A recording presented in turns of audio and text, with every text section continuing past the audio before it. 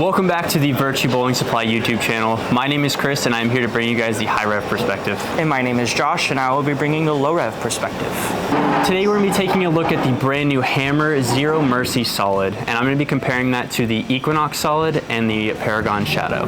And I'll be comparing it to the Equinox Solid and the Maximum Effect. These comparisons will give us and you an idea of what these pieces look like going down the lane. At the end, we will give our honest, unbiased review anywhere from nuts to trash. With that being said, we are here at Bolero Mesa on a fresh house shot, so make sure to like and subscribe, and we'll see you out on the lanes.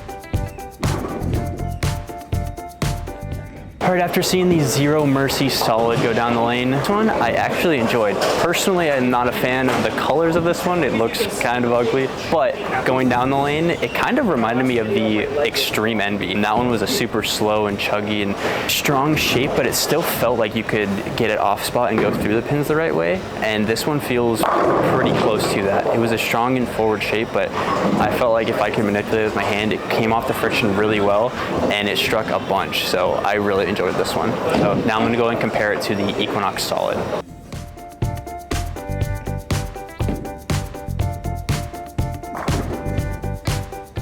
Alright, to me the Equinox Solid fits a very similar spot in the bag as the Zero Mercy Solid, but I do think it's a slightly weaker shape. Overall, I felt like it wanted to float just a little bit more down lane. It's still pretty smooth, but more off spot than the Zero Mercy Solid was. The Zero Mercy Solid is definitely a little bit more of a chuggier, slower, more forward shape than the Equinox Solid, and I could see the Equinox Solid driving through the pins a little bit more than the Zero Mercy Solid. So now I'm going to go and compare that to the Paragon Shadow.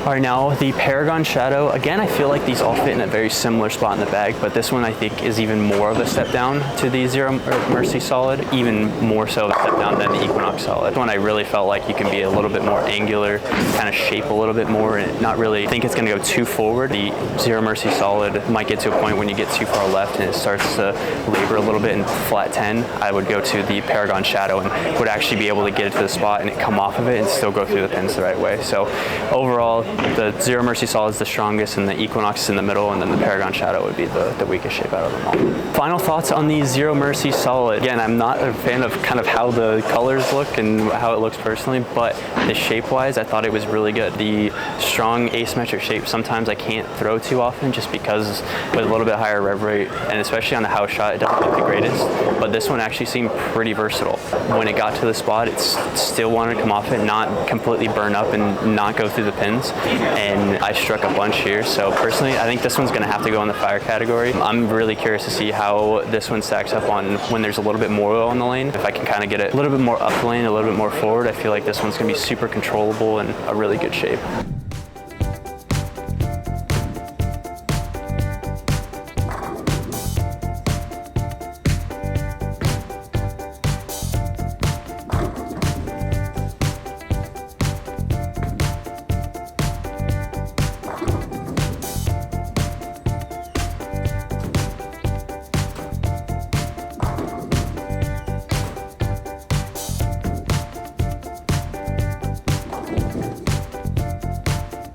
Just wrapped up throwing 10 shots with the new Zero Mercy Solid. This ball for me was a super big early ball.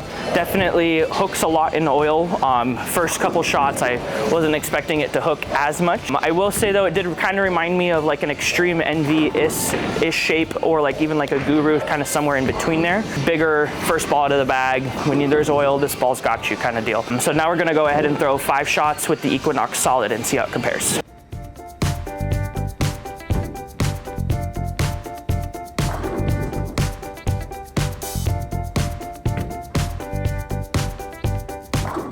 just threw 5 shots with the Equinox Solid. Ball for me felt like it shaped a little bit more down lane. It did have some surface on it, so it was picking up earlier, but I could see how when I tried to shape it a little bit more, it definitely was more responsive to friction off the end of the pattern. For me, I would say probably about a board or two weaker in the fact that I needed to be more left to right and kind of just send it to the friction a little bit.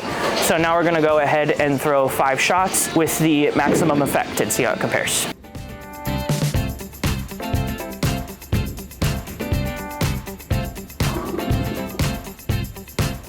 Just finished up with the maximum effect. This ball for me felt like it was the cleanest out of all 3.